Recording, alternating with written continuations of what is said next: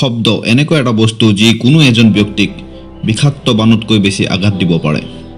আকৌ দুখী ব্যক্তিৰ কাৰণে জীয়াই থকাৰ অনুপ্ৰেৰণা হ'ব পাৰে।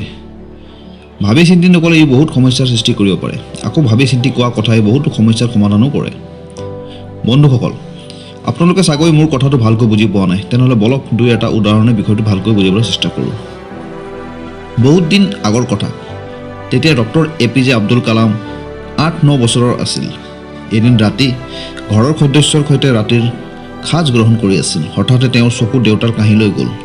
তেওঁ দেখিলে মায়ে দেউতাক দিয়া ৰুটিটো পুৰি গৈছে। তাৰ পাছত দেউতাই অতি শান্তভাৱে ৰুটিটো খাই আছিল। মায়ে যেতিয়া পুৰি যোৱা ৰুটিৰ বাবে দুখ প্ৰকাশ কৰিছিল, তেতিয়া দেউতাই হাঁহি হাঁহি ক'লে, একো নহয় দিয়া, কোনো অসুবিধা নাই, পুৰা ৰুটিয়ে মই ভাল পাওঁ।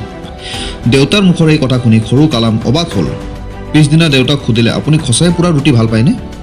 তেওঁ ক'লে, পুৰা ৰুটি এটাই কাৰো অনিষ্ট কৰিব নোৱাৰে, কিন্তু তাৰ বাবে খঙত যদি কিবা কিবি কোৱা হয় তেতিয়াহ'লে বহুত অনিষ্ট কৰিব পাৰে। এইটো কথা সঁচা যে আমি খঙত মানুহক বহুত কিবা কিবি কৈ দিওঁ, যিয়ে আনৰ বুকুত বহুত আঘাত হানে। খঙত কোৱা কথা এনেকুৱা, যেতিয়া গাত আঘাত বা কটা যায়, আঘাত আৰু কটা ঘাঁ শুকাই যায়, কিন্তু তাৰ দাগ কেতিয়াও নাযায়। বন্ধুসকল, মেডিচিন ছায়েন্সত এই কথা কৈছে যে যেতিয়া আমাৰ খং উঠে আমি নিজৰ ওপৰত নিয়ন্ত্ৰণ হেৰাই পেলাওঁ। খঙত আমাৰ শৰীৰ আৰু মগজুৱে বহুত চাপ আৰু কষ্ট পায়। ই অকল শৰীৰৰ বাবে নহয়, ই আপোনাৰ সম্পৰ্ক সম্বন্ধ চব ওলট পালট কৰি দিয়ে।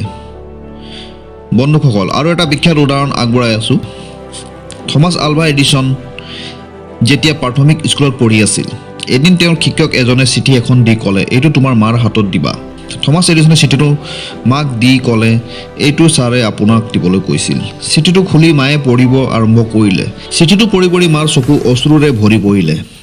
এডিছনে মাক সুধিলে, ইয়াত কি লিখা আছে যে তুমি ইমান কান্দিছা? মায়ে চকুৰ পানী মচি মচি ক'লে যে, বাবা, ইয়াত লিখিছে আপোনাৰ ল'ৰা বহুত চোকা, বহুত ইণ্টেলিজেণ্ট।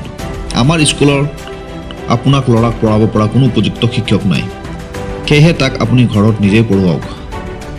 সেইদিনাৰ পৰা মায়ে নিজেই এডিছনক পঢ়াব ধৰিলে, আৰু এডিছনেও মাৰ তত্ত্বাৱধানত বহুত মনোযোগেৰে পঢ়িব ধৰিলে।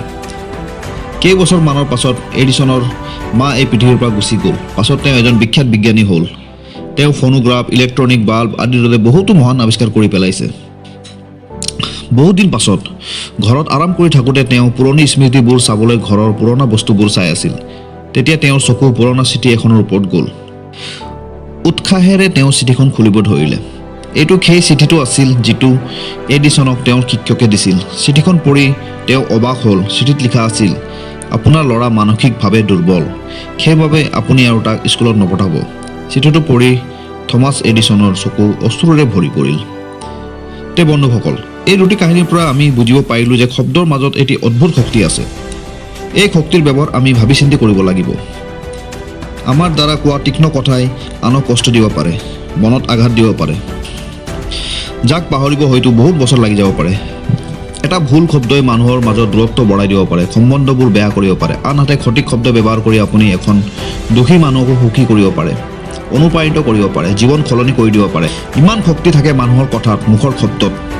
এডিছনৰ মায়ে কেৱল মাত্ৰ শব্দৰ পৰিৱৰ্তন কৰি সেই জেগাত উচিত শব্দ ব্যৱহাৰ কৰি মানসিকভাৱে পিছপৰা শিশুক শতাব্দীৰ মহান বিজ্ঞানী বনালে।